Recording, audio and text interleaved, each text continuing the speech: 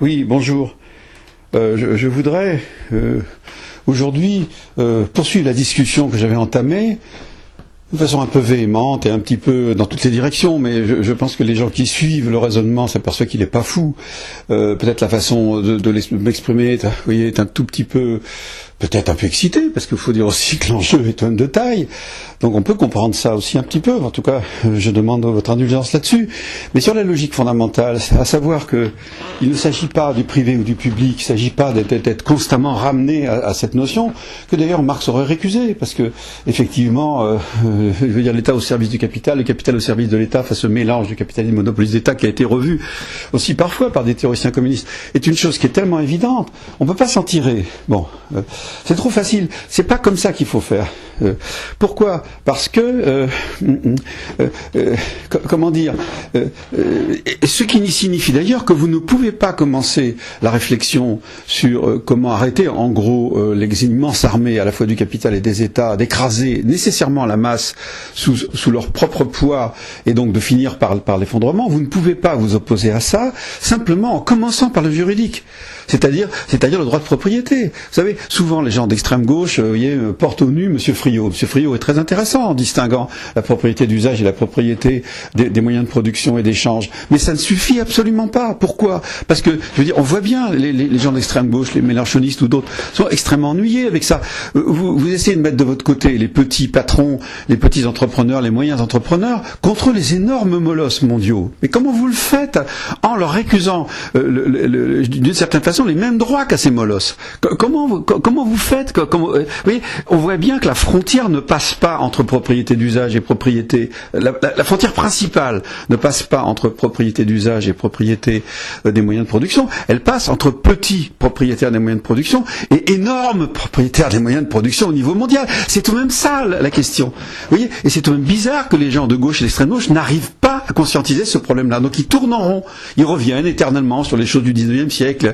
Droit de propriété, droit pas, voilà, des vieux machins d'anarchistes de l'époque qui n'étaient pas en position de comprendre, parce qu'ils n'avaient pas en face d'eux ces immenses molosses. Ça existait déjà, il y avait déjà Krupp, il y avait déjà les grandes familles de financières, etc. Mais il n'y avait pas cette énorme différence, si vous voulez, entre une puissance gigantesque, qui d'ailleurs peut être tenue par des gens qui sont relativement peu nombreux, et qui proviennent eux-mêmes, je dirais, d'initiatives individuelles qui ont d'abord été petites. Vous ne pouvez pas empêcher Monsieur Steve Jobs de commencer à travailler dans son garage pour fabriquer des Apple minuscules et des petits ordinateurs comme ça qui peaufinent sur tous les plans, et à l'aide d'ailleurs de remarquables informaticiens qui n'étaient pas vraiment lui-même. Vous voyez, et puis empêcher ces gens-là de viser, de devenir prospères, d'avoir plus en plus d'importance, d'avoir du succès, vous voyez, et de devenir d'énormes monstres. Vous ne pouvez pas les empêcher du point de vue juridique. C'est absurde, c'est complètement absurde.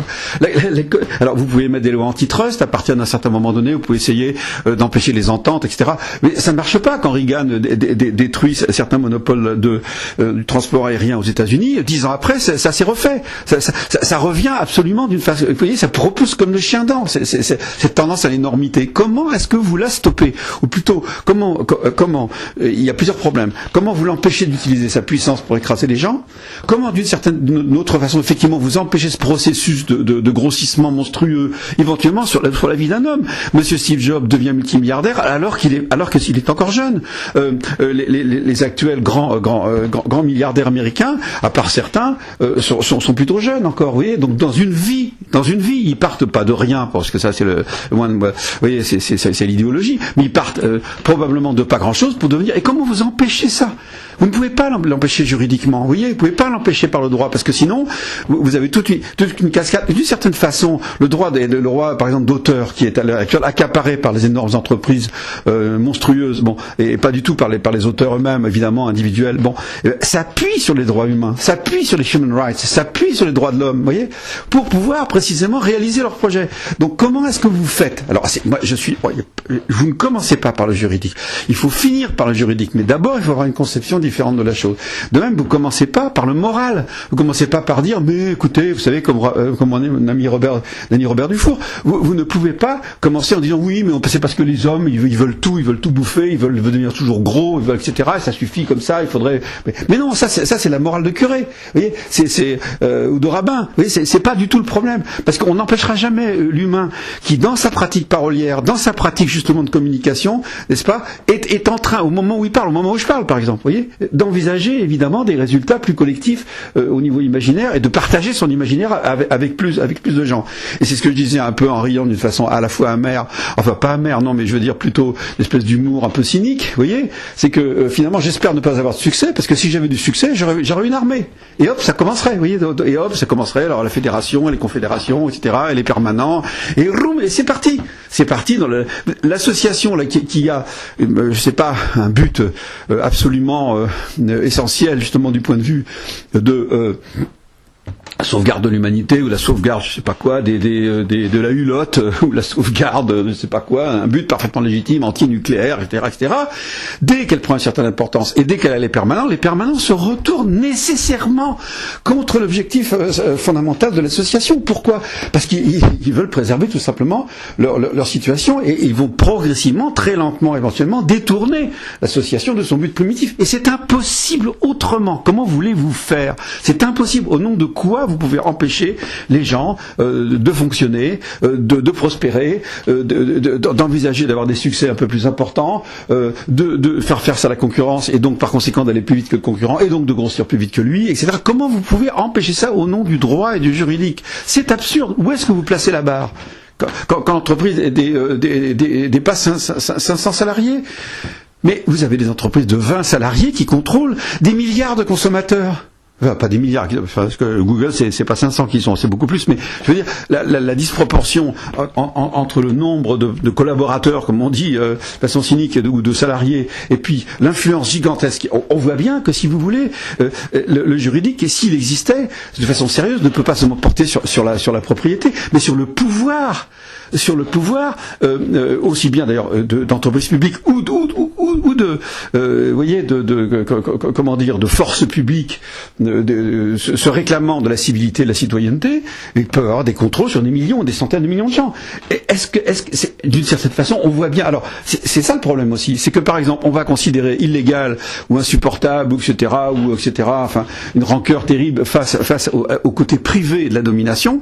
Par exemple Google, est-ce que c'est admissible qu'il contrôle je sais pas, 5 milliards d'internautes. Bon, mais on se poserait jamais la question pour les États. Les États sont légitimes parce qu'ils sont civiques. Mais c'est pas vrai. Au nom de quoi est-ce qu'un État peut jouer les Léviathans et contrôler des millions de personnes ? Mais absolument rien dans l'histoire de l'humanité, n'est-ce pas, ne justifie ça d'une façon absolue. Les human rights sont pas nécessairement, d'ailleurs c'était difficile même dans la création de la Déclaration des droits de l'homme de l'ONU en 48, 47, je me souviens plus. Il a été difficile de détacher d'ailleurs justement le droit humain, les human rights, les droits de l'homme en quelque sorte comme une entité abstraite, des droits des États. Ça a été très difficile parce que les États étaient les représentants de la légitimité. Donc comment vous faites pour remettre en cause aussi pourquoi est-ce que les États auraient le droit de contrôler des millions de gens au nom de la légitimité, hein, et pourquoi le pouvoir d'une personne serait absolument aberrant ? Parce qu'on peut très bien considérer aussi que cette personne qui a un pouvoir autoritaire, hiérarchique sur son entreprise, peut être en fait quelqu'un qui va bypasser, si vous voulez, des tas de contorsions bureaucratiques, et c'est-à-dire qui vont écraser les gens, mais comme vous voyez, comme des meules, littéralement. Et peut-être que sa réussite individuelle va finalement être bénéfique pour des tas de gens. Vous comprenez, y compris des consommateurs. Donc, au nom de quoi ? Vous comprenez ce que je veux dire ? Donc, le problème n'est pas là. Il ne faut pas commencer ni par le juridique, ni par le moral. Et je ne dis pas qu'il n'y a pas de la morale, je ne dis pas qu'il n'y a pas de juridique. Vous savez, par exemple, les gens qui prônent, vous savez, avec Pierre Rabhi, comme ça, un peu l'austérité, enfin en tout cas, la restriction, l'autorestriction, responsable, etc. Mais ça, pour moi, c'est de la religion. Ça remplace les formes. Et d'ailleurs, les religions classiques, évidemment, immédiatement, n'est-ce pas, entonnent ce nouveau refrain qui va être leur nouveau cheval de bataille. Le pape François en est l'illustration, par exemple, pour l'Église catholique. Donc, si vous voulez, bien sûr, sûr, c'est de la morale, la religion, et on vise la culpabilité des gens, et puis alors ça va avec évidemment l'encouragement des États et des forces publiques de mettre une emprise encore plus forte sur ce qui se passe dans les maisons des gens, n'est-ce pas, en leur disant vous ne devrez pas faire ça, vous ne devrez pas faire ça, attention à l'amiante, attention à ci, attention à ça, et les faire raquer, les faire payer au bassinet, les faire payer tout le temps, les obliger, les forcer, mettre le pied dans la porte, que ce soit le représentant de commerce qui aujourd'hui met le pied dans la porte par l'intermédiaire du harcèlement téléphonique, ou sur lequel l'État fait absolument rien d'ailleurs, ou que ce soit, si vous voulez, le harcèlement civil, civique, au nom de la légitimité, quand l'État, quand les fonctionnaires sentent qu'ils peuvent, et les politiques sentent qu'ils peuvent commencer à empiéter sur les libertés, ils le font immédiatement. Vous voyez, pourquoi? Parce que ils vont avoir des impôts supplémentaires qui vont leur permettre de mieux faire vivre la classe politique à travers les réalisations plus ou moins absurdes que l'on fait dans les municipalités, etc. Enfin, je parle pas évidemment d'entretenir la route. Bon, mais je suis pas pour l'absence d'impôts, absolument pas. Je suis pas pour une société ultralibérale où tout le fric en fait est pompé du côté. Mais je suis pas non plus pour faire de la pédagogie, vous voyez, à la façon de certains que vous connaissez, qui sont drôles d'ailleurs et très très intéressants par certains côtés. Vous savez, pour l'éducation populaire, etc. Ou qu'est-ce qu'on vous éduque, hein? On vous éduque à apprendre à lire votre feuille de paye, hein, en disant que tout ce qui part du point de vue des obligations d'impôt, soit par le patron, soit par le salarié, sont des choses qui appartiennent à votre salaire. Ok, mais je veux dire, ça suffit pas. Il n'y a pas que le salaire qui compte. Vous avez d'abord énormément de chômeurs, énormément de gens qui dans la consommation sont exploités ou oppressés. Et c'est pas la même logique. Vous voyez, ce que je veux dire, c'est que il est quand même extrêmement difficile d'arriver à dépasser les cadres de réflexion du marxisme, qui a été sans doute très important, qui a mis sur, vous voyez, qui a pointé du doigt la question de la plus-value, qui a pointé du doigt le mécanisme de l'exploitation capitaliste. Et je pense qu'on ira rarement plus loin que Marx pour expliquer le mécanisme lui-même, vous voyez. Mais le mécanisme lui-même ne peut pas être étendu à l'ensemble de la logique sociétale qui se déroule. On reste polarisé par ça, on reste fasciné. Vous savez, moi je pense, il y a le fétichisme de la marchandise, mais il y a le fétichisme de la marxandise. C'est-à-dire que, vous voyez, on tourne en rond. Alors, et on croit qu'est-ce qu'on veut? La révolution. Qu'est-ce que c'est, la révolution? Enfin, c'est absurde, je veux dire. On veut pas la révolution. On veut entrer dans une société différente, qui surtout une société dans laquelle il n'y ait pas d'écrasement par les énormes armées d'occupation du monde, d'occupation de la vie, au nom de la puissance, au nom de la légitimité, au nom du fric, au nom de tout, au nom de la religion, au nom de tout ce que c'est, et les énormes armées qui occupent, vous voyez, qui occupent l'humanité et qui vont finir par la faire s'effondrer sur elle-même. Et ces armées venant de l'humanité elle-même, d'une certaine façon, à partir de mécanismes qui sont poussés par les humains à partir du moment où ils parlent. Donc c'est quelque chose qui est difficile à comprendre, mais qu'on ne peut pas, parce que sinon qu'est-ce qu'on dit? Ouais, la parole c'est les idées c'est les superstructures, elles vont toujours suivre quand on aura changé l'économie et le juridique. Quand vous changez le juridique, vous retombez sur exactement les mêmes choses d'une façon différente. On en a fait l'expérience avec l'URSS. Je veux dire, entre, si vous voulez, la dictature de la nomenclature et la dictature du baron du pétrole ou du gaz, d'ailleurs récupéré bien sûr par Poutine, vous avez quasiment aucune différence. Les masses sont toujours exploitées, les masses, vous voyez, ça ne bouge pas. Alors, le problème, comment se fait-il qu'on n'arrive pas à le poser? Qu'on n'arrive pas à le poser. Ben moi je vais vous dire, c'est pas parce que il y a une différence c'est pas parce que on pourrait aussi dire voilà, il y a un complot même d'extrême gauche, etc. Mais d'une certaine façon, qu'est-ce que je veux dire par là? Je veux dire que dès que vous vous associez, vous commencez à défendre au fond le droit d'une armée, donc d'une petite armée qui va devenir grosse, qui peut devenir grosse, etc. Et plus on sera nombreux, plus on sera gros, mais non, plus vous serez nombreux, plus vous serez gros, plus si vous gagnez par hasard, comme Lénine, vous allez avoir une bureaucratie que vous aurez fabriqué vous-même à partir des militants les mieux placés dans le système de fédération révolutionnaire. Donc c'est absolument évident. Donc comment vous aurez Monsieur Mélenchon qui est très sympathique pour l'instant, puis qui un jour se transformera, ou son successeur, en bureaucrate fini. Vous comprenez?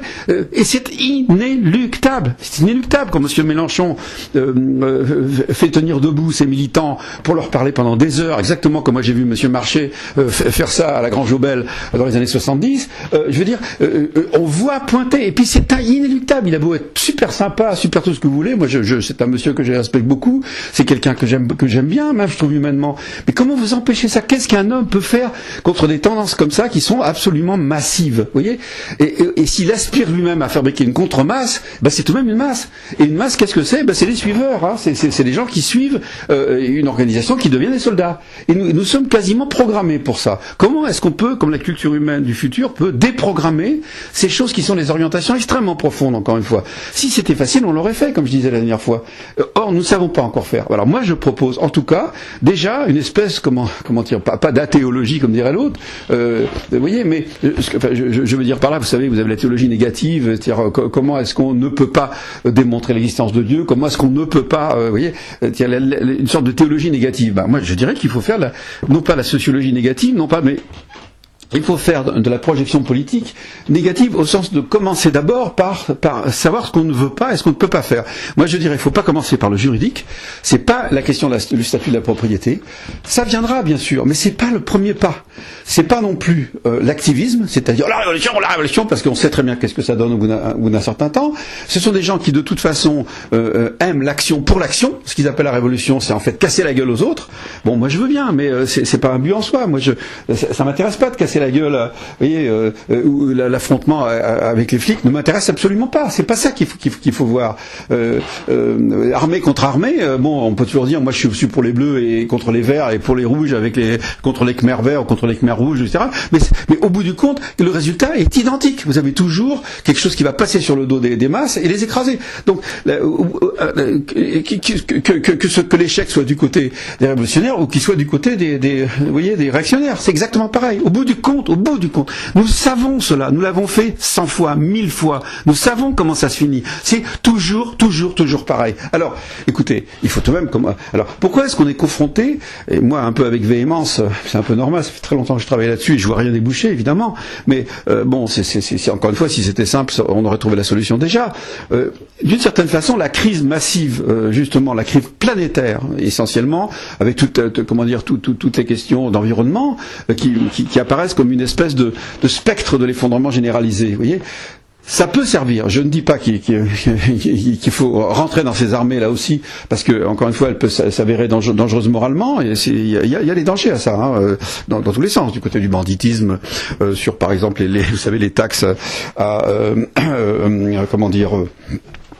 vous savez, aux quotas de pollution, etc. Enfin bon, vous avez entendu parler de ça. Il y a il y a des milliers de façons, d'une certaine façon, de faire dériver quelque chose. Ça peut être sur le plan religieux, ça peut être au sens d'un embrigadement moral, où on vous regarde en vous culpabilisant. Vous voyez, des choses comme ça. Donc, si vous voulez, il faut qu'on qu'on utilise, voilà, cette perspective catastrophique et réellement catastrophique, bien sûr, où il y a l'effondrement. Mais à quoi ça servirait l'effondrement? Vous savez à quoi servit l'effondrement de l'Empire romain? Eh ben, à recommencer par l'intermédiaire notamment de ce qui avait pu rester en place au niveau des structures universelles et de droit, notamment l'Église catholique. Ça, il a peut-être fallu 5 siècles, 6 siècles, mais enfin, on a remonté la pente en passant d'abord par des âges tout de même relativement noirs, même si les chevaliers des débuts étaient plutôt sympathiques et ils n'étaient pas des aristocrates pourris qui bouffaient les communaux, qui a d'ailleurs évidemment permis l'insurrection de la Révolution. Que la surrection de la Révolution, qu'on peut à la fois tout à fait respecter, bien sûr, sur certains plans qui ont été extrêmement positifs, mais sur d'autres, vous ne pouvez pas nier que ça a donné à la fois la terreur d'un côté et Napoléon de l'autre. Hein, c'est-à-dire le pire impérialisme policier qu'on ait jamais connu en France.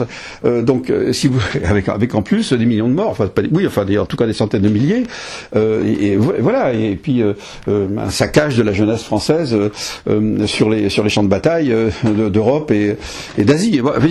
Il y a quelque chose qui va pas si on oublie que la Révolution c'est aussi ça et c'est immédiatement ça et voilà et on peut pas et puis ça donne Napoléon III qui ensuite va transférer le côté guerrier au côté capitaliste et industriel, etc. Je veux dire, ce sont des enchaînements. Comment est-ce qu'on ne peut pas, comment est-ce qu'on les oublie? Pourquoi on les oublie? Pourquoi on oublie ces enchaînements fatals? Vous voyez, on arrive devant un mur.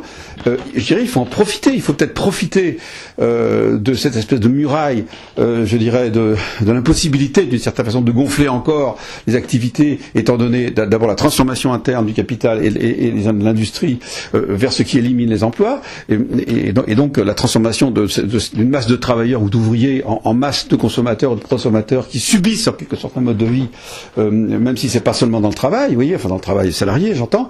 Bon, je veux dire, il faut peut-être profiter de ce moment-là où il y a une perspective d'effondrement qui est sérieuse, comment il s'appelle, le Diamond a évoqué. Enfin, il y a plein des intellectuels de gare américains en particulier qui évoquent ça comme un moment où il faut se mettre à réfléchir, mais très très peu. Vous voyez, Rifkin sa solution, ça va être les grands communaux, c'est-à-dire en gros le capitalisme de plateforme, et qui n'est, encore une fois, il faut réfléchir dessus. Comment est-ce que, parce qu'il s'est souvent présenté le capitalisme de plateforme comme justement mettant en relation directement les gens les uns avec les autres. Bon, le problème c'est qu'ils le font sur des bases qui en fait sont des bases de contrôle finalement et des bases d'espionnage, parce que si vous faites vivre votre système de Google sur la publicité, vous ne pouvez pas vous passer l'espionnage.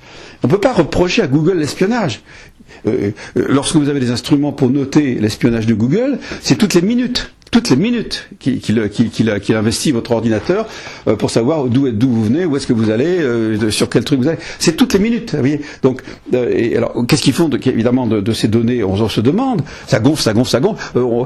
Des espèces de magiciens, n'est-ce pas, du monde dans les ordinateurs leur promettent absolument que certains algorithmes, les algorithmes, c'est tout de même les humains qui les formulent, et les algorithmes, ils ont évidemment des limites logiques. Il ne faut pas tomber non plus dans la religion, vous savez, de l'intelligence artificielle, qui est une nouvelle religion, hein. On a besoin de se faire un dieu, alors on fait un dieu comme ça, qui va être plus intelligent que nous et qui va finalement nous donner la vérité que nous pauvres humains on peut pas avoir, etc. Complètement stupide. Et tout de même les jeux dans lesquels l'ordinateur triomphe sont des jeux d'une certaine façon, hein, je pense du point de vue de l'intelligence. Je parle pas du point de vue de la logique, mais du point de vue de l'intelligence, sont des jeux ridicules. Vous avez beau avoir beaucoup de difficultés à gagner aux échecs, vous avez beau difficultés à devenir un maître au Go, néanmoins ce sont des disciplines qui ne ressemblent absolument pas à la vie. La vie est infiniment plus complexe, infiniment, et dans une infinité qui ne peut pas être rattrapée, y compris par l'ordinateur quantique. C'est absurde. C'est complètement absurde. On pense que, je sais pas, que 4 milliards d'évolution, 3 milliards d'années d'évolution, ça peut être comblé comme ça, rapidement, simplement par, voyez, par les ordinateurs aux possibilités, soi-disant, démultipliées. C'est de la religion. C'est une nouvelle religion.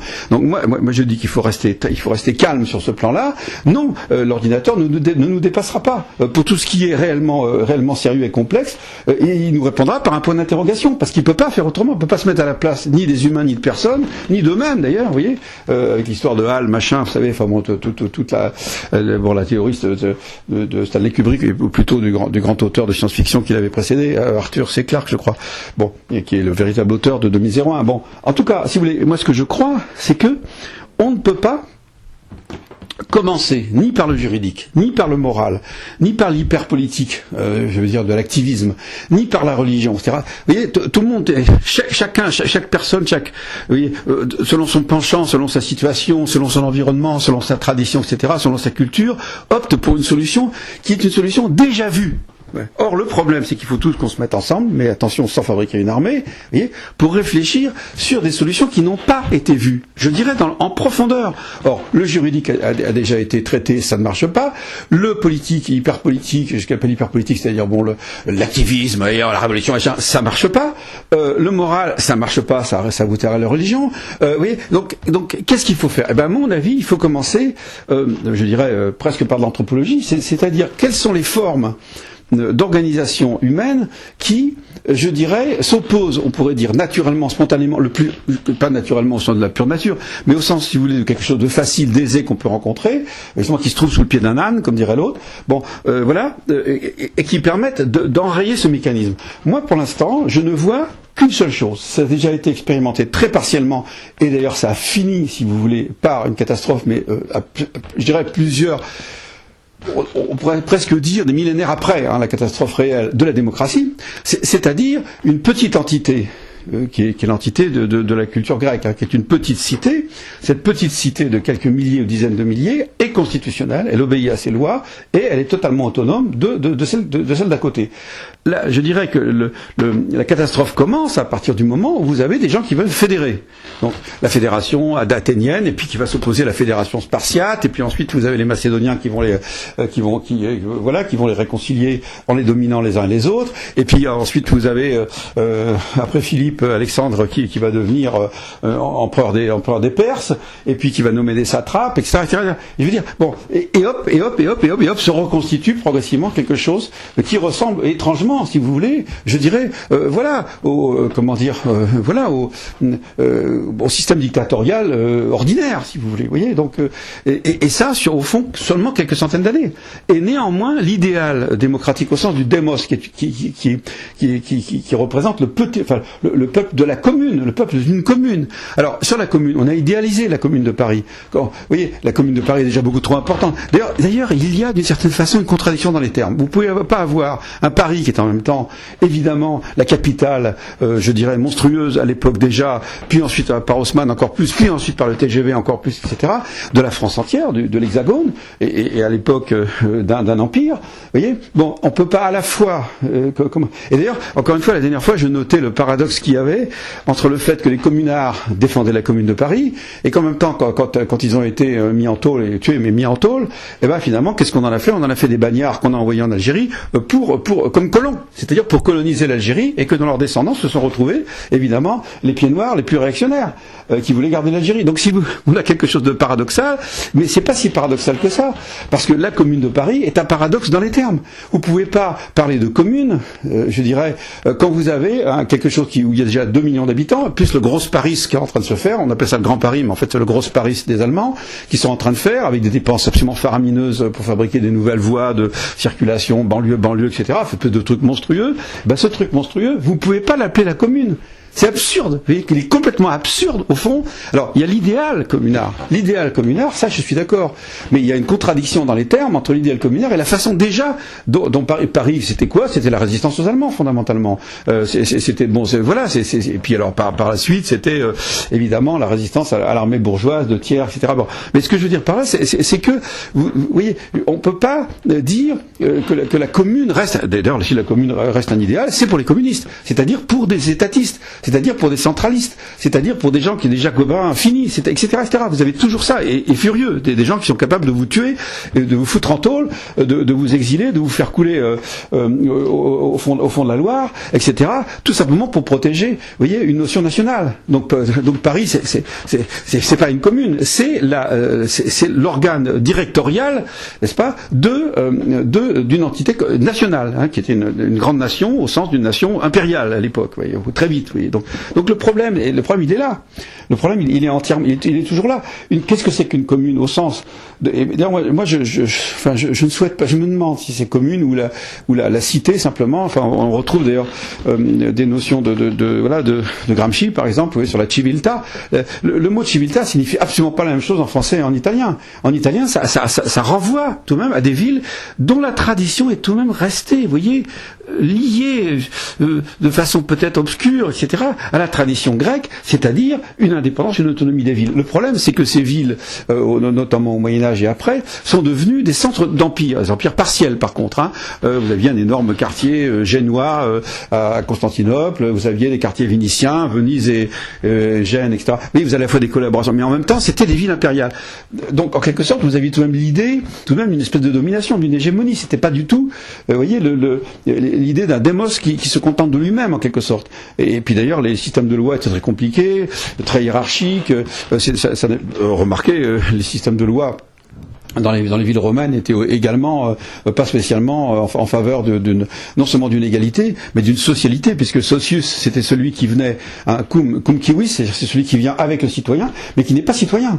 ne sont citoyens, notamment dans l'Empire, peut-être avant Caracalla, ne sont citoyens que les de rares membres, en quelque sorte, vous voyez, d'une élite locale qui a accès aux magistratures, etc.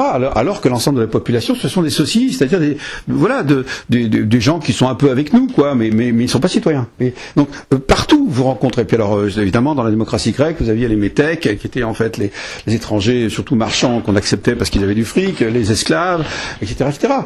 Donc bien entendu, tout ça, c'était des républiques inégalitaires. Mais il y avait tout de même l'idée, si vous voulez, qui était qu'on rencontre notamment chez les sophistes. Enfin, à partir, c'est les lois, voilà, nos lois, voilà. Nous mourrons pour nos lois, et les barbares sont ceux qui ne sont pas capables de mourir pour leurs lois. Vous voyez, voilà. Alors, voilà, je sais pas ce qu'on peut en faire. Est-ce que c'est au niveau du village, les villages qui sont aujourd'hui des dortoirs avec des gens qui se connaissent pas, qui s'aiment pas, etc. Est-ce que oui, peut-être que c'est juste parce que déjà un village, ça fait en moyenne en France 150, 200, 300 habitants. Est-ce qu'il faut faire une communauté de communes? Je sais pas. De toute façon, le regroupement a commencé et ça veut dire que hop, vous avez cette tendance à la fabrication, évidemment, d'armées de plus en plus grandes qui revient à chaque fois au moment où on parle de décentralisation. Évidemment, on centralise. C'est connu. On sait que ce sont des tendances presque irrévocables, impossibles à enrayer, oui, tout le temps. Alors la question c'est comment on trouve un principe, vous voyez, alors est-ce que c'est un principe, comment dire, philosophique qu'il serait possible de décliner après sur le plan pratique, sur le plan juridique, sur le plan technique, etc. Je ne sais pas, mais c'est dans cette direction-là qu'il faut aller. Vous comprenez? C'est pas d'abord dans la direction juridique. C'est pas une question de propriété. Je répète, les gens qui s'appuient sur la question, sur la distinction de Friot sont très embêtés lorsqu'il s'agit de faire alliance avec les petits patrons. Puisque les petits patrons, juste, et je ne parle pas des micro-entrepreneurs, qui c'est la pure exploitation individuelle, etc. Mais si, voilà. Donc comment est-ce qu'on fait, vous voyez, quand on a affaire à un patron qui a 500 employés, ou 100, ou 200, ou 1000 peut-être même, vous voyez, comment on fait pour ne pas le traiter de la même façon que les immenses trusts? Alors par la nationalisation, alors ça veut dire que vous confiez le trust à un trust encore plus grand, qui est le trust de tout l'appareil politique, fondé sur la légitimité. Mais la légitimité, je suis désolé, d'où elle sort cette légitimité? D'où elle sort? Des votes? Mais attendez, il faut pas rigoler. On voit bien qu'aujourd'hui, ce sont des machines. Ce sont des machines. Ce sont pas les gens. Les gens, pourquoi on y croit encore parce qu'il y a la paix, plus ou moins, parce que etc., etc. Mais en réalité, une fois que tout ça tendra vers l'implosion, tendra vers faire payer de plus en plus les gens, rendre les gens chaque année plus pauvres, notamment ceux des couches moyennes qui pourraient avoir une espèce d'autonomie, leur retirer le tapis des pieds, vous voyez, leur retirer tout ce qu'ils ont déjà, et éventuellement ce qu'ils n'ont pas. Et bon, c'est quelque chose qui est la tendance, on la sent en ce moment, cette tendance qui va avec le rétrécissement des capacités même, vous voyez, d'action du système. Et quand je dis système, je le dis pas à la façon de Madame Le Pen, c'est pas ça. Je dis bien cette organisation, si vous voulez, liée du privé et du public. Vous voyez, c'est ça dont je parle, hein, c'est-à-dire des puissances installées sur la légitimité et des puissances installées sur le droit d'agir et de posséder les moyens de production. Bon, vous voyez bien comment dire, enfin, on le voit tout de même, je veux dire. Hein. Alors, les gens d'extrême gauche sont extrêmement gênés. Ils parlent de Friot, ils s'appuient sur Friot, mais en réalité, comment vous pouvez faire de l'alliance avec des gens qui sont effectivement des entrepreneurs extrêmement actifs, extrêmement, je veux dire, qui se dévouent, y compris pour leurs salariés, etc., en leur disant, mais de toute façon, si on arrive au pouvoir, on va vous retirer la propriété de vos moyens de production. C'est complètement absurde. Et en plus dire que c'est une idéologie et qu'en réalité leur activité et le fait qu'il faut venir travailler des gens font que leur propriété leur échappe. Alors il peut y avoir des formes comment dire, coopératives, certainement, qui sont probablement plus intéressantes. Il peut y avoir des formes, mais vous ne pouvez pas, empêcher quelqu'un de penser que lorsqu'il a mis quelques millions dans une affaire et qu'il risque de le perdre entièrement, ce qui arrive d'ailleurs à beaucoup de gens, il perd ce droit d'une certaine façon de contrôle sur ce qu'il a mis, sous prétexte qu'il a fait travailler des gens pendant des années. Il y a quelque chose d'aussi inhumain dans ce sens-là, vous voyez, ça va pas. Donc, en tout cas, Ce que j'essaie de vous dire, c'est qu'on ne réglera pas les choses par un raisonnement juridique au départ, par un raisonnement en termes de remise en cause du droit de propriété. La question, c'est comment est-ce que vous limitez le droit, non pas de propriété, comment vous limitez le droit de la puissance, du pouvoir. Vous savez, je sais pas, on va parler d'un salaire, je sais pas, d'1 ou 2 millions d'un PDG d'une grande entreprise. Bon, mais c'est pas un salaire. C'est la dotation, je dirais, en force d'influence, en capacité de pouvoir. C'est du pouvoir, c'est pas de la propriété, c'est du pouvoir. Voyez. Donc comment vous limitez le pouvoir plus que la propriété? La propriété est un élément du pouvoir, bien sûr fondamental. Et je ne dis pas qu'il ne faut pas arriver à du juridique à un moment donné, mais vous ne pouvez pas commencer votre raisonnement par là. Donc qu'est-ce qu'il faut faire? Il faut probablement, moi je dirais, partir justement, encore une fois, de la pratique de fréquentation des gens. Moi, ce que je pense, comme ça c'est un principe très abstrait, mais ne serait d'une certaine façon reconnu dans mon utopie ou dans...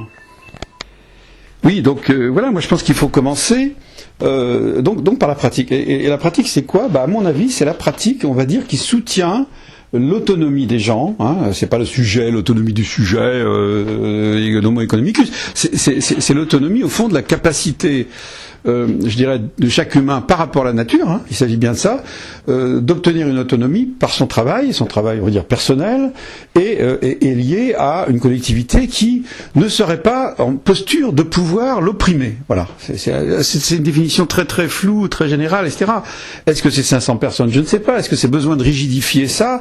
Est-ce que c'est pas au fond une sorte de jugement qu'il faudrait pouvoir, je veux dire, soumettre à des sages, hein, qui à chaque fois au niveau local jugeraient de la possibilité, n'est-ce pas? Qu'est-ce que c'est que l'entité, on pourrait dire, naturelle dans laquelle la fréquentation peut donner des aspects positifs, y compris du point de vue, je dirais, vous voyez, c'est l'idée bon, au fond, après tout, on accorde le droit au peuple de se nourrir eux-mêmes, hein, de ne pas dépendre des produits de Monsanto. Il n'y a pas de raison qu'on n'accorde pas au village, au groupe, aux petites républiques, de pouvoir se nourrir elles-mêmes. Et il n'y a pas de raison que l'individu lui-même ne puisse pas mettre le maximum alors évidemment, il va pas pouvoir, il va faire une production de poireaux ou d'oignons, mais il va effectivement pas pouvoir tout faire. Il va pas se transformer en fermier, surtout dans les villes. Hein.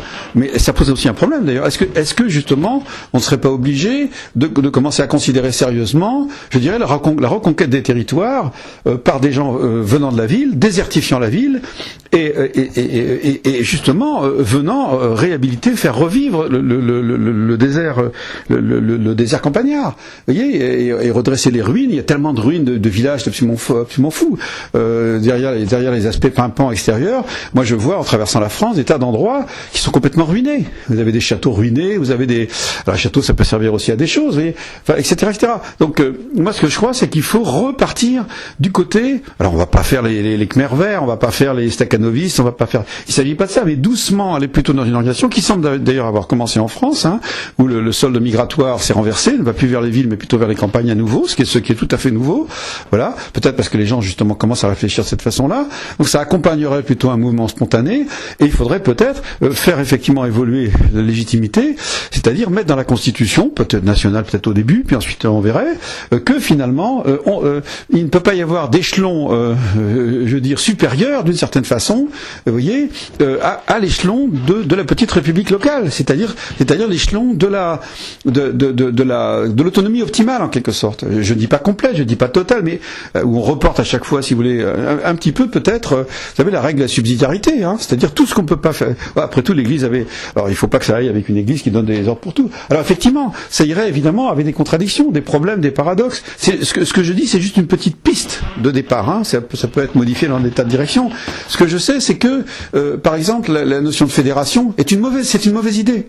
Et le moment où on arriverait dans une hypothèse d'utopie qui réussirait, au moment où il faudrait se fédérer, ben non, on se fédère pas. C'est-à-dire que on négocie, on discute, on fait des assemblées de communautés, des assemblées de communautés, on délègue, on va voir des gens, on se croise, on envoie des espèces de comment dire, d'ambassadeurs de villages ou de petites villes ou de groupes toutes les semaines pour remplacer la télé, c'est-à-dire pour dire voilà ce qui se passe ici, voilà ce qui se passe là, etc.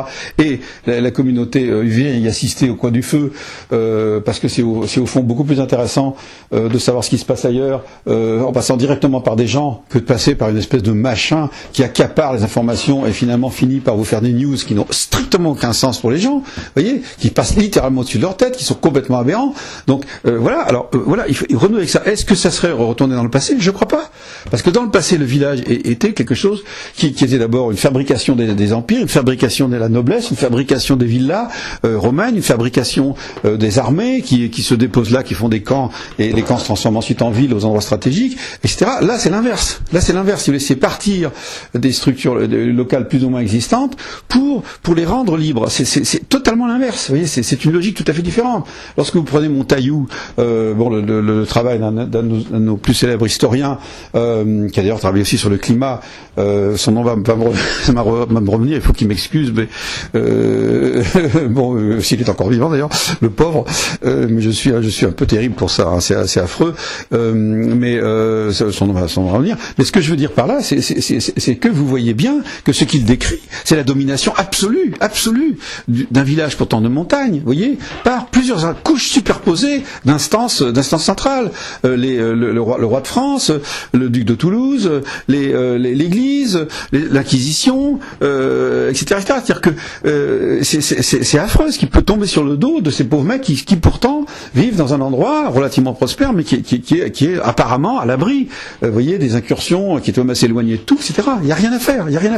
Les pouvoirs trouvent toujours des moyens de se déplacer pour arriver à mettre au pas, la mise au pas, vous voyez, mettre au pas les gens qui résistent à leur légitimité. Donc il faut déplacer la légitimité au plan local. À partir du moment où vous la déplacez au plan local, et quand je dis local, le mot ne convient pas, c'est pas très bon, mais il faut pas non plus, vous voyez, rentrer en cynisme, en moquerie cynisme de ce terme, parce que il représente plus ou moins quelque chose qui est une entité de fréquentation humaine dans laquelle c'est des humains qui parlent aux humains, vous voyez, hein, c'est pas les Français parlent aux Français, c'est les humains qui parlent aux humains, et qui, après tout, je ne vois pas pourquoi ils ne se sentiraient pas réellement, vous voyez, responsables devant leur propre constitution, on va dire locale, et après, bien sûr, il ne s'agirait pas de faire la guerre aux voisins, il pourrait y avoir évidemment des instances de négociation, des instances de justice de paix, tout ce que vous voulez, mais sans jamais permettre à ces instances de devenir des légitimités supérieures.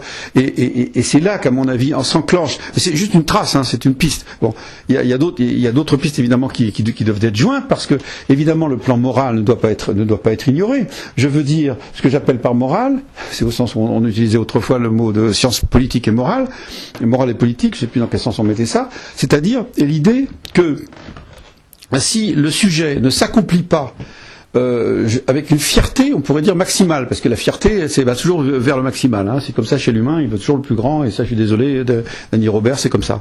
Bon, et comment faire pour qu'il s'accomplisse? Vous savez, les Jeux panhelléniques, qu'est-ce que c'était? C'était le moment justement des héros de petites et moyennes villes d'un bout à l'autre de la Méditerranée se rencontraient dans des joutes sportives. Alors vous me direz, on a repris ça avec les Jeux Olympiques, mais on voit ce que c'est devenu.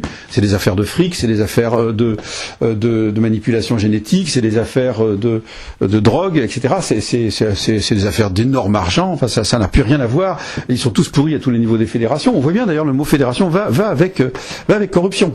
Fédération rime avec corruption. C'est tout à fait clair. Et corruption morale, mais aussi corruption d'argent, mais corruption, je dirais, mentale. Corruption, vous voyez, des concepts. C'est quelque chose qui va pas.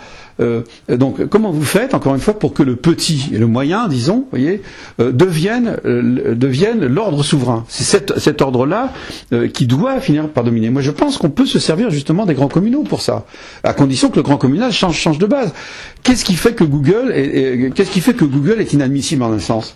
C'est qu'il est obligé d'espionner, parce que s'il n'espionne pas, il ne peut pas survivre. Il ne peut pas obtenir de la publicité avec laquelle il vit. Donc il est évident qu'il ne faut pas vivre de la publicité. De quoi est-ce qu'on peut vivre si on ne vit pas de la publicité? C'est très simple, d'une cotisation. Si vous cotisez de 5 €, à mon avis, par an, le consommateur lambda de Google, ça doit largement suffire, étant donné tout de même les économies d'échelle, mais aussi les économies, parce que ça existe un petit peu tout de même, pas toujours, mais ça existe. Quelquefois c'est fallacieux, c'est la raison raisonnement d'ingénieur qui est fallacieux souvent, mais qui n'est pas toujours fallacieux. Bon, et vous pouvez effectivement, Wikipédia se contente, en réalité, ils nous escagassent une fois par an, bon, un tout petit peu. Le problème, c'est qu'ils reconnaissent pas quand on a donné de l'argent. Ça, c'est un petit peu emmerdant. Mais cela dit, c'est pas grave, j'ai pas besoin de médaille. Hein. En fait, j'aimerais bien qu'on me réescagasse pas juste une fois que j'ai filé du fric, quoi. Bon, ça c'est un petit message pour Wikipédia.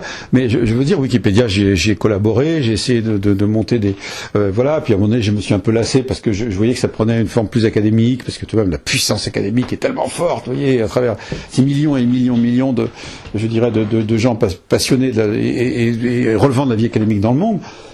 Une espèce d'ordre religieux massif, là aussi, si vous voulez. Je vais pas parler de ça, mais c'est évident que ça pose un problème. Comment faire pour que... et quand je parle de ça, je parle pas de la multitude, ni la multitudo, soi-disant inspirée de Spinoza par Tony Negri, que je trouve... la multitude, c'est l'infinité des singularités. C'est impossible. Il est évident que ça revient au marché. Et que ça revient à ce moment-là à ce qu'ils appellent le capitalisme cognitif, c'est-à-dire le capitalisme tout court, c'est-à-dire la domination des singularités par la totalité. Non, il faut fragmenter. Ce sont pas des... Et ces fragments doivent devenir des entités autonomes au niveau des fréquentations humaines. C'est-à-dire, moi, ce que je dirais, c'est qu'il y aurait presque une sorte de critère qui est... à partir du moment où vous voyez plus les gens, je sais pas moi, une fois par mois, vous vous rencontrez pas dans la rue presque une fois par mois, c'est pas la peine. C'est pas la peine, c'est terminé. Voilà. Alors moi je pense que ça se fera naturellement, parce que naturellement vous avez des villes, des villages, des petits machins qui fonctionnent déjà, qui ont fonctionné dans le passé, et au fond il s'agirait plutôt de leur donner une nouvelle vie. Mais si les villages se sont faits là, c'est pas un hasard. S'ils sont espacés de 30 km, c'est pas un hasard. Si vous avez une ville moyenne tous les 50 km, c'est pas un hasard, etc. Donc surtout dans un tissu comme la France, qui est extrêmement riche de ce point de vue-là, vous avez une très grande diversité, et où je pense qu'il serait possible de faire cette expérience-là, plus ou moins en coïncidence avec ce qu'on appelle encore aujourd'hui la souveraineté nationale. Mais moi je pense que dans l'avenir, la souveraineté nationale, elle doit disparaître, ou elle doit s'atténuer, elle doit passer en arrière, peut-être qu'il doit rester une instance culturelle, etc., mais elle doit passer en arrière de la souveraineté je dirais, non pas nécessairement des communes, parce que c'est pas le fait de posséder en commun, vous voyez, c'est pas une question de possession là encore, c'est une question d'instance politique, vous voyez, c'est une instance politique. Donc, dans l'instance politique, moi, j'appellerais pas ça commune. Je ne sais pas, je trouverai un autre mot, si vous voulez. Moi, j'irais peut-être des petites républiques, des choses publiques. Des petites républiques, peut-être que s'il y a 30 000 communes, il faudrait, je sais pas, 10 000 républiques en France. Vous voyez, un truc comme ça. Alors, ça a l'air fou, ça a l'air complètement fou. Mais réfléchissez 5 minutes, vous allez vous apercevoir que c'est pas si fou que ça. Parce que, qu'est-ce que vous perdez? Ça vous arrache le cœur de penser qu'il n'y a pas un truc commun, justement, au niveau n'est-ce pas, de la grande République Marianne, avec ses saints, là, qui vous nourrissent, etc., et vous êtes nourris. Est-ce que, vous vous rendez compte, quand vous regardez autour de vous, là, moi, j'ai une maison qui est un petit peu en surplomb par rapport au village, c'est peut-être pour ça que je deviens un peu mégalo, vous voyez? Et qu'est-ce que je vois? Je vois la destruction autour de moi partout.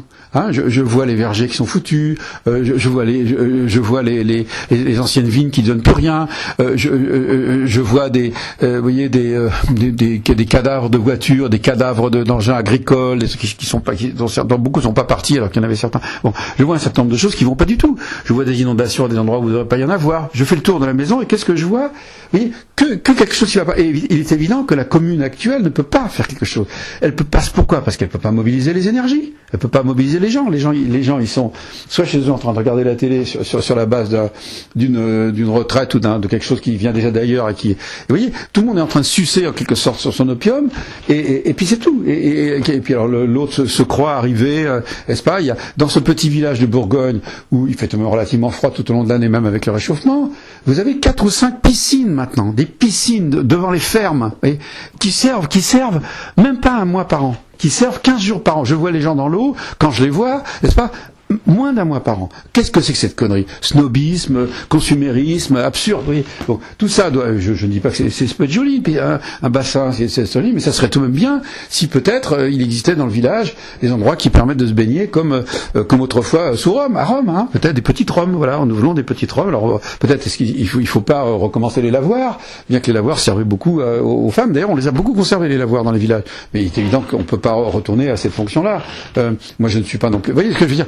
c'est pas du passéisme, c'est du vrai futurisme, c'est-à-dire comment on pense d'une façon futuriste les entités de collaboration humaine, interhumaine, qui sont au niveau de la collaboration par fréquentation mutuelle, et donc par le fait qu'on puisse dire en passant dans la rue, écoute machin, là ton projet il est pas bon. Tu vois, voilà. Et pour l'instant, ça se passe pas comme ça. Chacun ferme sa gueule parce que mutique, peut-être, on va avoir une petite place au conseil municipal, mais le conseil municipal est contrôlé par un tel qui a sa clique, etc. Il faut surtout pas parler à un truc, et puis le quartier machin est contre le quartier truc. Bon, je dis pas qu'il y a des aspects humains qui vont rester tout le temps. Hein. On fait des alliances avec ses voisins, et encore pas trop. Il faudrait pas que les voisins, etc. Mais et dès que le voisinage dépasse 500 mètres, ça devient un ennemi. Bon, vous avez les luttes de clochers. D'ailleurs, le clocher est vide. Il n'y a plus de curé pour faire la justice de paix, tant mieux d'ailleurs. Mais vous voyez ce que je veux dire, il n'y a pas de raison. Bon voilà, les éoliennes, après tout, des petites éoliennes au niveau du village, des toits qui pour l'instant sont rouges, certes, mais enfin on pourrait faire aussi, très probablement, on est déjà capable de faire des tuiles qui servent de système solaire et qui d'ailleurs probablement s'entretiendraient sur le plus long terme avec des procédés avec des produits réfractaires, peut-être au moins aussi longtemps, sinon plus que les tuiles classiques. Enfin, je veux dire, on peut très bien imaginer, là, tel que je vois le village, de multiples toits avec du solaire, donc emmagasinant une énergie, et éventuellement avec des systèmes de piles plus sophistiqués, etc., voire des petites éoliennes qui au moins profiteraient directement, voyez, de l'énergie nouvelle plutôt qu'une immense éolienne à 250 mètres qui avait été projetée au-dessus du village et qui de toute façon, dont tout le profit serait répercuté serait récupéré par un réseau dans lequel le village est absent en quelque sorte. Vous voyez, en voler une fois de plus, soi-disant au nom de l'écologisme et au nom de la répartition des ressources énergétiques sur le territoire, voler une fois de plus, c'est-à-dire que par la puissance, par la masse, par la grande organisation, par le fric massif, etc., par le rassemblement de fric, etc. Vous voyez. Donc voilà. Et toujours, si vous voulez, mettre l'accent sur l'autonomie des ressources, de l'utilisation, de l'énergie, etc.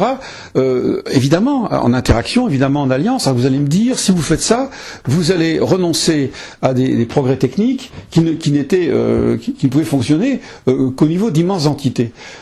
C'est un problème. Est-ce qu'il ne faudrait pas réfléchir à ça sérieusement, c'est-à-dire justement que ça sorte d'un droit commun pour devenir des espèces de communes, alors la commune, si vous voulez, à ce moment-là planétaire, ou la commune continentale, ou je ne sais pas, vous voyez, quelque chose de beaucoup plus vaste, pour lequel il pourrait y avoir un service avec d'ailleurs du salariat, mais qui serait et dont on pourrait accepter que ça soit limité, parce que l'essentiel de la vie serait rendu possible par l'activité personnelle, voyez, de voisinage en quelque sorte, oui, avec des entraides, avec des choses comme ça qui renoueraient, d'ailleurs, effectivement, avec des traditions plus anciennes, mais sans encore une fois viser la reproduction du passé, mais plutôt, voilà, quelque chose qui pourrait aussi profiter de l'expérience, de la réussite. Je passe beaucoup à la Bourgogne, je pense beaucoup à la Bourgogne, par exemple, des petits terroirs et des activités familiales traditionnelles qui rendent ces terroirs tellement productifs de tellement de bonnes choses que ça a une réputation mondiale et que ça a beaucoup de valeur. Vous voyez, donc après tout, pourquoi est-ce qu'on pourrait pas envisager, je dis pas quand on peut pas faire du vin, on fait pas du vin, quand on fait du mauvais vin, peut-être que le terroir est pas bon, on va pas tous faire la même chose, mais je sais pas, je suis spécialisé un peu chaque village ou chaque groupe de village dans un type d'activité dans lesquelles les gens sont excellents et ont envie de l'être à partir à la fois de leur autonomie privée, de leur autonomie publique aussi, vous voyez, quelque chose qui est un raisonnement totalement différent. Bon, pour l'instant, ça semble illusoire, ça semble impossible, ça semble la nature humaine semble s'opposer à ça. Mais non, c'est pas la nature humaine qui s'oppose à ça. Ce qui s'oppose à ça, ce sont des tendances dans la culture, et à partir du moment où ce sont des tendances dans la culture, je ne vois pas pourquoi on ne pourrait pas réfléchir dans la culture même, pour essayer de renverser ces tendances, parce que nous y sommes obligés, Vous voyez.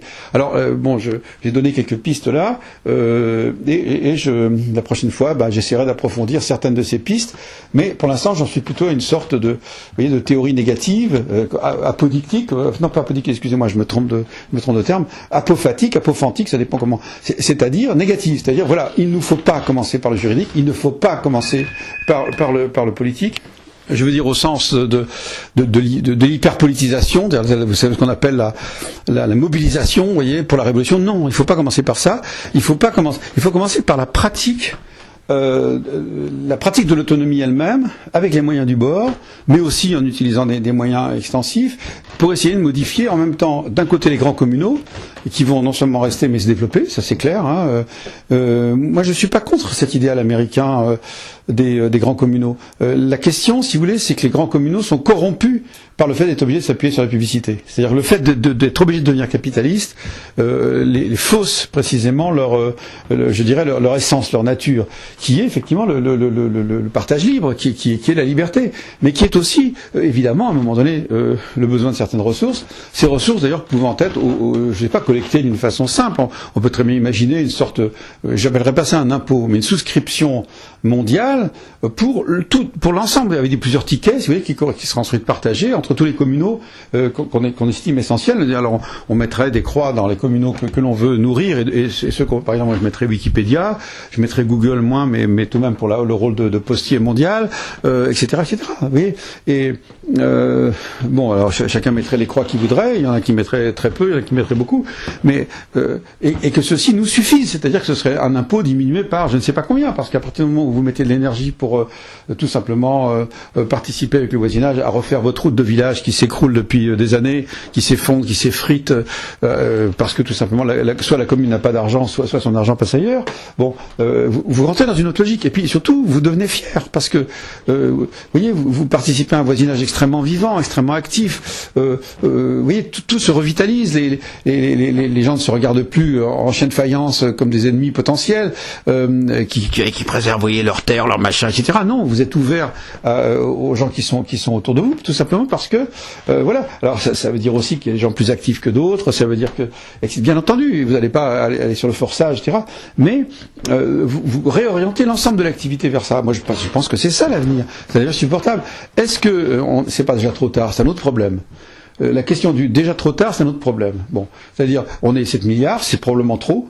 Il faut diminuer. Effectivement, il va y avoir des transitions de vieillissement, il va falloir l'accepter, et pas commencer à dire, bah maintenant on est 70 millions, puis maintenant on est 80 millions, puis à chaque fois on dit, ah bah non, on va pas s'arrêter parce que sinon on pourra pas financer les vieux, parce que ça devient absurde à un moment donné. Il faut tenir tous les bouts du raisonnement, mais si vous voulez, moi ce que je crois, c'est que voilà, nous pouvons. Et alors évidemment, la question, c'est encore une fois une des questions que j'ai pas résolues là, hein, qui est une question importante. C'est pas les grands communaux internationaux, et je dirais qui passent par la 4G ou qui passent par par les trucs. C'est par les immenses réseaux, etc. Oui, par les satellites, etc. Parce que ça peut être subventionné avec relativement peu d'argent individuel au niveau des 7 milliards d'habitants. Hein. Bon, par contre, le problème, ce sont plutôt je dirais les fabriques robotisées, quoi, c'est le système industriel en quelque sorte Alors moi je crois qu'il va y avoir une diminution. Moi quand je vois le nombre d'objets totalement inutiles qui m'entourent, alors que j'ai cru à un moment donné que c'était intéressant, qu'il y a eu l'obsolescence, plus ou moins programmée, toujours programmée l'obsolescence, plus ou moins rapide. Bon, la plupart des choses qui s'entassent, que je vais être obligé d'aller mettre à la déchetterie, alors que ça m'emmerde profondément, j'ai pas envie de donner du travail constamment là, de jeter les trucs qui ont été utiles. Donc il y a la réparation, mais ça veut dire aussi se déplacer pour ça. Mais ça, on a peut-être envie, s'il y avait des ateliers de réparation au niveau du village, ça commence à exister, hein, des choses comme ça. Mais tout ne se répare pas. Et de toute façon, il y a beaucoup d'obsolescence impossible à enrayer, puisque c'est des choses générales. C'est tout un système qui devient obsolescent. Donc vos engins marchent encore parfaitement, ils marchent très bien. Mais vous pouvez plus les brancher parce que les connectivités ont changé, parce que tout simplement c'est trop lent, parce que ça correspond plus, je veux dire, au niveau de performance, etc. Et cette chose-là, il est certain qu'il va falloir, dans mon utopie, dans notre utopie possible, accepter que ça ralentisse. Il y a des choses qui ralentissent. Par exemple, on a inventé les CD, éventuellement on a inventé les Blu-ray parce que c'est de meilleure qualité. Mais après, ça suffit. On va pas commencer à changer tous les systèmes sous prétexte qu'on veut plus qu'on veut juste, vous voyez, comment dire, des clés USB. Après tout, vous voyez ce que je veux dire? Parce que moi, j'ai pas envie de rendre obsolescente toute ma collection et j'ai pas non plus envie de rendre obsolescente toute ma collection de vinyles, d'ailleurs, dont le son est beaucoup plus riche que le son même d'un DVD de qualité. Un DVD de qualité, quand vous passez la même œuvre, vous vous rendez compte que c'est tout de même beaucoup moins, avec beaucoup moins de grattement, certainement, mais le son est beaucoup moins riche, parce que vous avez par définition dans le numérique une simplification de l'information. Sinon, c'est pas la peine. Vous voyez?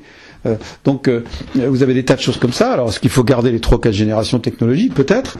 Et puis après tout, bon bah voilà. Mais est-ce qu'il ne faut pas viser sur le plus long terme, sur le très long terme, vous voyez, un ralentissement de la production de babioles. Et à ce moment-là, vous allez me dire, mais si vous ralentissez la production de babioles, vous allez faire encore moins d'emplois, les gens qui sont dans l'usine de sac, etc., et les gens qui sont dans l'usine de toute façon, etc., alors vous allez faire fermer la moitié encore des petites usines etc., etc. Mais bon, d'abord je parle sur le long terme, et puis sur le court terme.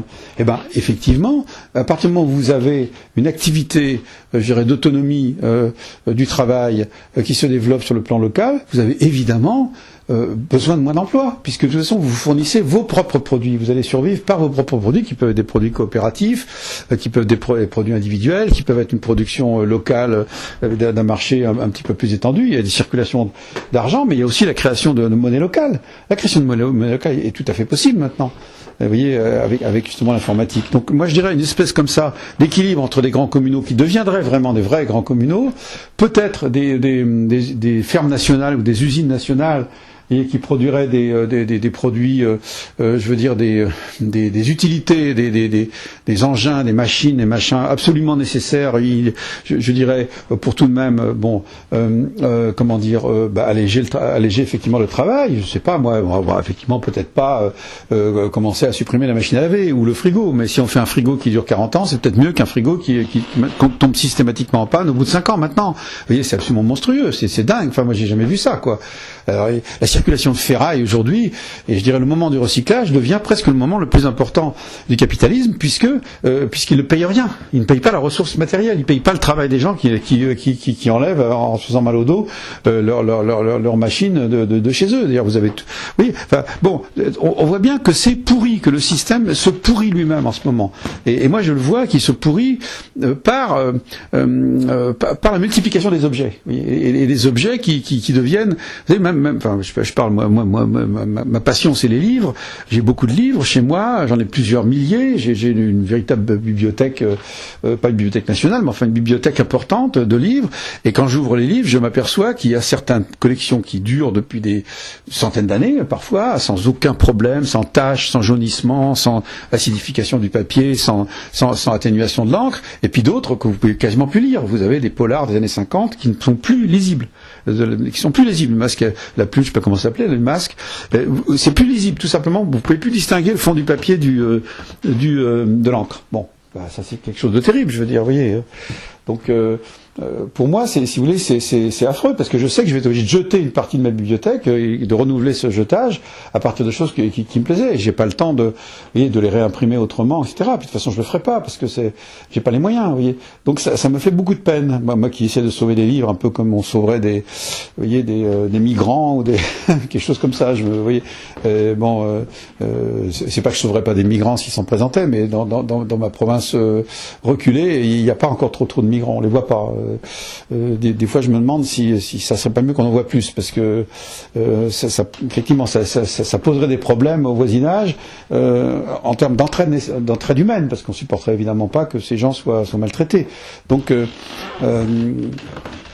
vous voyez, la question est qu'est-ce qu'on fait avec tous ces objets totalement inutiles, ces entassements de génération d'objets, notamment qui sont en fait, qui relèvent pour beaucoup, moi, de ce que j'appellerais la drogue, les jeux vidéo, alors il y a eu des jeux qui étaient intéressants, qui étaient amusants, qui donnaient justement une espèce qui permettait de correspondre avec l'admiration qu'on pouvait avoir justement pour l'informatique et ses prouesses en termes notamment de graphisme et de mouvements, de choses extraordinaires qui ont été faites par des. Donc, mais en même temps, voilà, quand c'est plus utilisable, quand vous en avez marre, etc., vous vous rendez compte que ça encombre. Vous avez des encombrements partout. Vous avez dans les fêtes de garage aujourd'hui, personne n'achète pratiquement rien aux gens qui viennent des autres villages, parce que c'est la même chose. Ce sont des babioles en plastique qui n'ont aucun intérêt, qui sont pas utilisables, des vieux outils rouillés, pourris, etc. Et il y a très peu de choses qui ont de la valeur. Alors les gens connaissent pas la valeur de leurs livres, c'est ce qui fait qu'ils mettent dehors parfois des choses qui ont beaucoup de valeur. Mais ça c'est du côté de l'arnaque. On peut pas imaginer une solution qui soit du côté de l'arnaque, parce que les professionnels sauront comment arnaquer encore une fois de plus les pauvres gens qui connaissent pas la valeur de leurs vieux meubles ou la valeur de leurs livres. Mais vous voyez, je veux dire, on voit bien qu'il y a un encombrement tout de même, qu'on meurt d'une certaine façon d'une espèce de superlatif, vous voyez, du passé. C'est-à-dire il y a trop de choses, quoi. y a trop d'humains, mais il y a surtout beaucoup trop de choses autour des humains. Vous allez me dire, pas tous. Il y a beaucoup d'humains qui sont dans la dèche et la pénurie. Mais c'est pas parce qu'on est riche oui, on peut crouler sous les objets. On peut crouler dans les décharges publiques. Hein. D'une certaine façon. Les enfants en Thaïlande ou ailleurs qui vivent sur les décharges publiques, mais ils en meurent aussi. Vous voyez, enfin, je veux dire, ils meurent, ils se contentent pas de vivre, de survivre grâce au surplus d'objets devenus inutiles, vous voyez, ou des déchets qu'on peut récupérer.